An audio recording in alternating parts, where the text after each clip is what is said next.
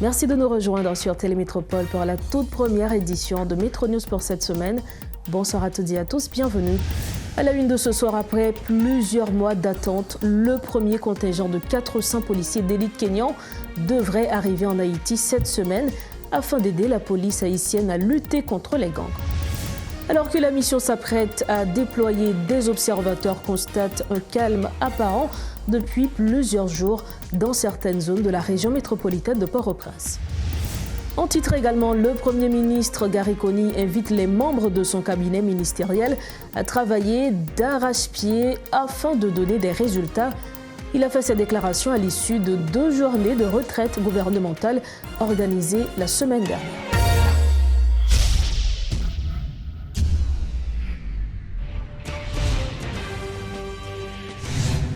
Comme annoncé en titre, le président kenyan William Ruto a annoncé l'envoi de 400 policiers d'élite en Haïti pour aider à rétablir la paix, avec un départ prévu le 25 juin 2024. Dans une publication sur X, anciennement Twitter, il a souligné l'expérience du Kenya en matière de résolution des conflits et son engagement à soutenir les victimes de la violence des gangs en Haïti. Dirigé par l'inspecteur général adjoint Nord Gabo et l'inspecteur général adjoint principal Godfrey Otunge, ce contingent vise à apporter un soulagement significatif et à collaborer avec la communauté internationale pour instaurer une stabilité durable en Haïti, a souligné M. Ruto. Cette initiative annoncée après une visite de Ruto au collège de formation de la police administrative à Ambakazi réaffirme l'engagement du Kenya dans les missions de maintien de la paix à travers le monde. Toujours dans ce chapitre, après les actions ciblées des gangs armés depuis février dernier, un calme est revenu il y a environ 1 mois dans certaines zones de la capitale. Dans des communes comme Delma, Pétionville, Tabar et Port-au-Prince, les activités ont repris et les élèves sont retournés à l'école. À quelques jours de l'arrivée des troupes kenyanes dans le pays, ce calme précaire persiste. Des observateurs politiques attribuent ce calme à un effet d'annonce relatif à l'arrivée de la mission, voire à l'émergence du gouvernement de Conille. Bien qu'aucune action significative n'ait été entreprise par les forces de l'ordre depuis l'arrivée de l'actuel gouvernement, les enlèvements et les meurtres ont considérablement diminué. Pendant que ces zones bénéficient de ce calme, des tirs ont continué à être entendus à l'entrée sud de la capitale, notamment à Fontamara, Carrefour et à Gressier, qui demeurent des zones de non-droit. Il est également important de noter qu'un nouveau directeur général a été récemment nommé à la tête de la police nationale, à la personne de Ramon Ormil. Avec les nouveaux développements et l'annonce du président du Kenya, nous accueillons James Boyard, spécialiste en sécurité, pour analyser la situation. Comment la force sera-t-elle déployée et les attentes seront-elles réellement comblées? Quels sont les points clés du document signé entre les 2 gouvernements, axé sur la coopération militaire et le soutien mutuel? Ce sont parmi les questions qu'il aura à éclaircir. Bonsoir, professeur, bienvenue à Métro News. Bonsoir, Métropole. Bonsoir, Métro News. Alors, le premier contingent de policiers kenyans est attendu en Haïti sous peu. Quelle est, selon vous, la durée estimée afin que ces troupes puissent rouvrir les axes routiers, les principaux axes routiers? Bon, écoutez, ça va dépendre de leur plan d'action, parce qu'on ne peut pas intervenir sur un terrain étranger et même chez soi d'ailleurs sans avoir un plan d'action. Maintenant, est-ce que le plan d'action a déjà été préparé? Et si oui, avec quels autres acteurs ce plan d'action a été préparé? Est-ce qu'ils ont pensé à intégrer des acteurs haïtiens qui connaissent le terrain et qui maîtrisent et surtout le contexte de cette crise de sécurité? Parce que ce qu'il convient de dire et qu'il ne faut surtout pas oublier, c'est que ce contexte de sécurité, c'est un contexte extrêmement complexe, dans le sens qu'on pourrait parler d'une situation asymétrique. Et j'imagine que lorsqu'on parle de forces militaires ou de forces policières étrangères, le plus souvent, ils ont l'habitude de faire face à des situations symétriques, c'est-à-dire des situations de conflit dans lesquelles il serait facile de d'identifier les fronts ou encore les acteurs et contre lesquels il va falloir se battre. Ce qui n'est pas forcément le cas dans le contexte haïtien, parce que c'est vrai qu'on peut facilement identifier et localiser les foyers de gangs, et les chefs de gang, les leaders de gang, je parle de ISO, de barbecue, etc. Mais ce qui complique la situation, c'est que ces gangs, eh bien, ont recours également à certains membres de la population civile, et notamment des mineurs. Donc, ce qui fait que, d'autant plus que ces gangs ont développé des interactions avec certains secteurs de la société haïtienne, et ce qui complique encore la situation. Ce qu'il faut à cette force, c'est de pouvoir compter sur des acteurs locaux qui ont une certaine maîtrise de cette complexité du contexte local, et de manière à ce que cette force puisse mieux intervenir sur le terrain et éviter des dérives, voire des violations des droits de l'homme. Vous faites référence notamment à la PNH et aux forces armées d'Haïti? Oui, mais pas seulement ça, parce qu'on sait que lorsqu'on parle de spécialistes qui maîtrisent le contexte local, il ne s'agit pas uniquement de spécialistes venant de l'état-major de la PNH ou de l'état-major des forces armées, il s'agit également de spécialistes universitaires, donc des gens qui n'ont aucun rapport avec la politique. Parce que ce qu'il faut comprendre, c'est qu'on doit appréhender la crise de manière dépolitisée et ne pas tenter d'influencer politiquement cette force ou d'orienter cette force dans un sens ou dans un autre. L'important pour le moment, c'est de s'entendre avec cette force afin d'apporter une contribution qualitative à ce plan d'action, si le plan d'action a déjà été élaboré, de manière à bien préciser les objectifs stratégiques de cette force, s'il s'agit d'intervenir en appui à la police nationale contre les gangs. Maintenant, quelle serait la stratégie adoptée dans ce sens-là? S'il s'agit d'intervenir à partir de missions, des opérations traditionnelles qu'on connaît avec la police, la PNH, les opérations coup de poing, ça ne marcherait pas. S'il s'agit de missions ou encore d'opérations de type campagne, ça aurait été mieux dans le sens que les opérations de type campagne permettraient justement de consolider les terrains que cette force aura à reconquérir. Toujours en ce qui a trait, oui, alors professeur, toujours en ce qui a trait justement aux démarches faites pour l'arrivée de cette force. Nous savons qu'un document a été signé entre le gouvernement haïtien et le gouvernement kényan. Quels sont donc les points saillants de ce document? Les points saillants portent sur les objectifs d'abord. Les objectifs stratégiques, est-ce que ces objectifs porteront la force multinationale à affronter directement les gangs, même s'il s'agit, même si les éléments de la force vont rester en appui à la police, mais c'est quand même un appui direct. Est-ce que les éléments de cette force pourront intervenir dans la sécurisation des axes routiers tels que les axes les plus importants comme Martissan, Carrefour et Canaran et la route nationale numéro 1 par exemple? Ce sont des axes importants, sans oublier les sites stratégiques importants pour l'État haïtien et l'aéroport international, les sites de télécommunications, etc. Ça, ce sont les objectifs stratégiques plus ou moins.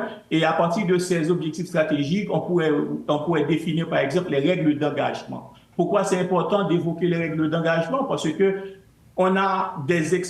malheureusement, la PNH a fait des expériences malheureuses et dans le cadre de ces affrontements avec les gangs. Vous voyez que les gangs ont développé des parades d'action, même contre les véhicules blindés.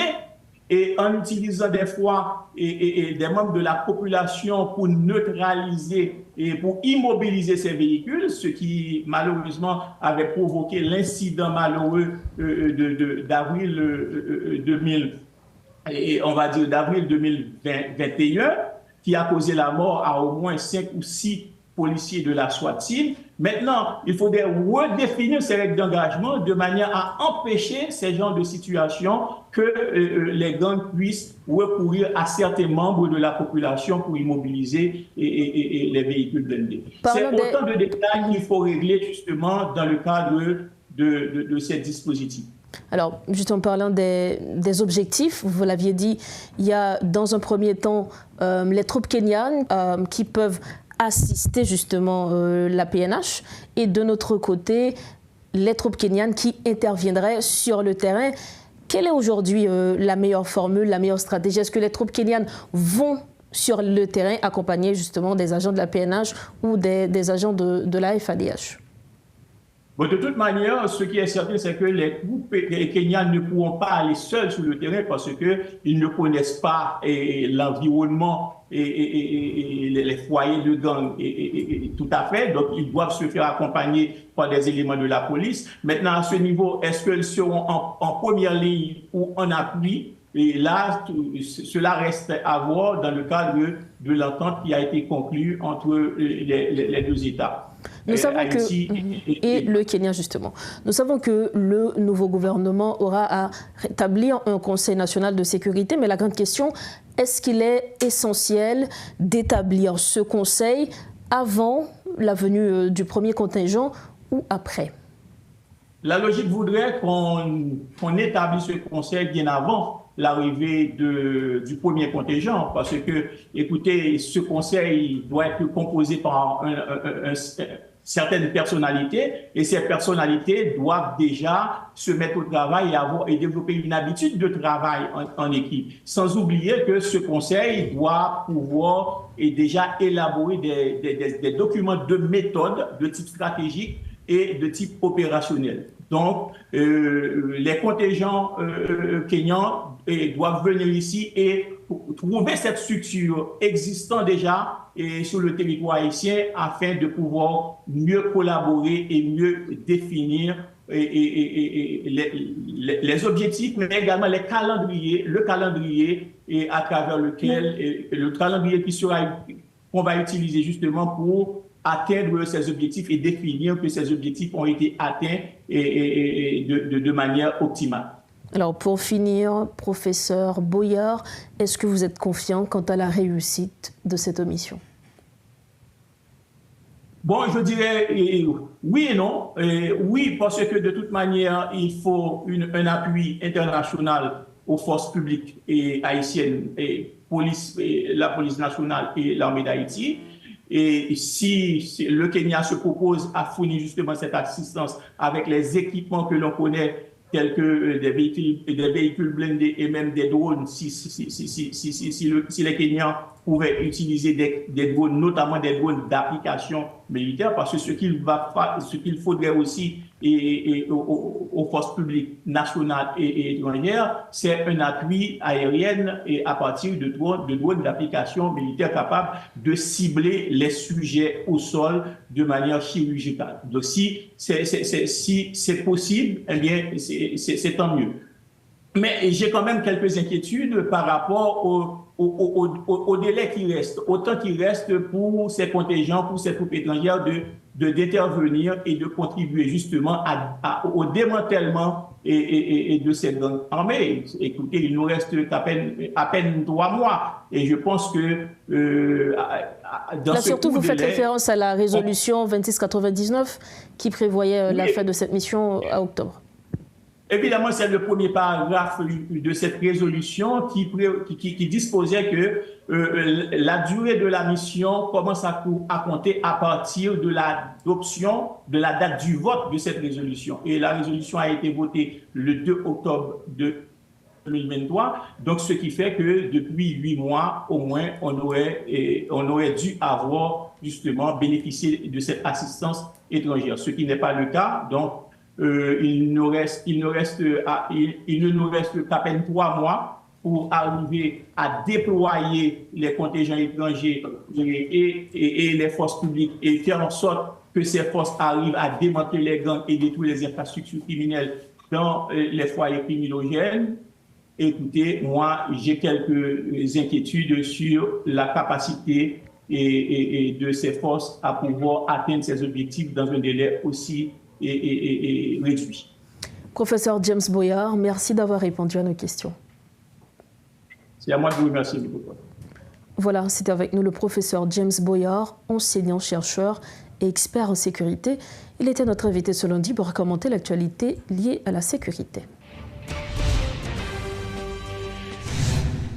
En politique, la quête de résultats concrets au bénéfice de la population, telle est la recommandation du Premier ministre Gary Conille aux membres du cabinet ministériel lors des 2 journées de retraite gouvernementale tenues à l'Hôtel Montana. Dans son discours de clôture, le chef de la primature a mis en avant les mesures prises pour renforcer la transparence et l'intégrité dans la gestion des affaires publiques. Ces mesures visent à combattre efficacement la corruption et à assurer une gouvernance responsable et inclusive.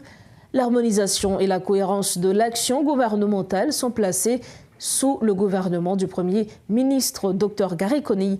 Suivez ce reportage de Rodolphe Fierluy. 2 journées d'échange en vue de conjuguer leurs efforts, les membres du cabinet ministériel ont répondu à l'appel du Premier ministre Gary Conille qui entend par cette initiative une action gouvernementale harmonieuse et cohérente. En pile, ça nous va faire dans différents ministères. Nous voulons modifier, changer avec enthousiasme, la volonté d'amener du nouveau, que d'ailleurs j'encourage à 100%, parce que le business as usual ne marcherait pas, donc m'encourager, nous faire preuve d'innovation. Mais il ne faut pas oublier non plus que les décisions ont été prises en Conseil des ministres, ont été prises dans le contexte collectif. Donc, avant de nous avancer sur des dossiers, sur des grands changements qui sont capables de faire des décisions que tu prends en Conseil, il est excessivement important que nous consultions. Ça prend 2-3 minutes pour mettre nous que nous avons excessivement, on a répondre très très vite à ça. Toujours prendre le temps de revenir vers le bureau du Premier ministre, dis-nous, mais ça ne doit faire, mais ça ne doit faire. Particulièrement les décisions sérieuses, il y a des implications nationales. Il ne s'agit pas uniquement de la primature, martèle le chef du gouvernement. Les conseillers présidents ne doivent en aucun cas faire exception à la règle. L'harmonie doit régner dans toutes les décisions qui seront prises. Pour mettre le conseil présidentiel là au courant, je crois que c'est très important pour le conseil de décision, ce n'est pas dans la radio ou bien dans la télévision, le conseil présidentiel là à pas prendre. Ils sont toujours disponibles, ils décochent le téléphone, moi, ils me disent que même on a fait là, nous discuter de lui, mais comment on va le faire, et puis avec ça, on attend dans la radio, je pense qu'on leur doit ça. Donc je vous demande vraiment de faire attention à ça. Autre point souligné par le chef de la primature, c'est le nombre de personnalités faisant partie du staff d'un ministre. Ce dernier doit être limité désormais. L'homme de un responsable, combien de staff ou gain, il faut le cadeau 10, 12 ou 15, pas à peu près 20. Donc, c'est archi important pour nous connaître qu'il y a 7 nous gagnons et pour nous assurer que nous maximiser et que nous efficience ressources que nous gagnons. Donc, s'il te plaît, dans les prochains jours, les prochaines semaines, près des initiatives, moi, des directeurs techniques, pour nous connaître exactement combien de gens gagnent dans l'unité, combien de gens qui viennent, ça va tout de l'espace. Le Premier ministre se dit prêt à accompagner les ministres de son gouvernement dans la prise de leurs décisions et aussi à moderniser les institutions étatiques, un processus qui permettra une meilleure gestion des affaires de l'État et sa continuité. Le ministère par le ministère de l'Intérieur, et Abdim leur essayé de faire exercice l'année dernière, sont environ 3000 employés, j'en ai déjà 180 qui classifient absentéistes.